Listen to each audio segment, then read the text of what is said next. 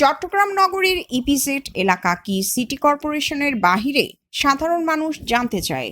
সৈয়দ মোহাম্মদ কায়সার, চট্টগ্রাম। চট্টগ্রাম নগরীর বন্দর ইপিজেড এক কথায় বাংলাদেশের প্রাণকেন্দ্র। চট্টগ্রাম সিটি কর্পোরেশনের আওতাধীন ৩৮ ও ৩৯ ওয়ার্ড বন্দর ইপিজেড পতেঙ্গার সাধারণ জনগণ কোন দিন মনে করেননি যে তারা এত অবহেলার পাত্র হিসেবে গণ্য হবে? তাদের প্রশ্ন একটাই, আমরা কি চট্টগ্রাম সিটি কর্পোরেশনের আওতাভুক্ত নয়? যদি আমরা চট্টগ্রাম সিটি কর্পোরেশনের আওতায় থাকতাম তাহলে আমাদের যাওয়া আসার প্রধান সড়ক, সাবেক বিমানবন্দর সড়ক ও এম.এ. আজিজ সড়কের এই বেহাল অবস্থা দেখতে হতো না। আমরা কি এমন অপরাধ করেছি যে আমাদের সড়কের বেহাল দশার কারণে ঘন্টার পর ঘন্টা গাড়ির জ্যামের মুখোমুখি হতে হয় প্রতিনিয়ত?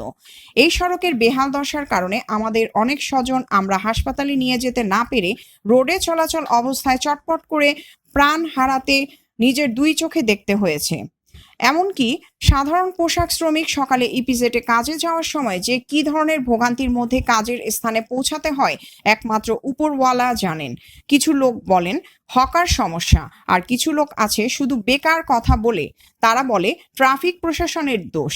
এখানে সড়ক দখল হকারও করেনি, ট্রাফিক প্রশাসনও করেনি।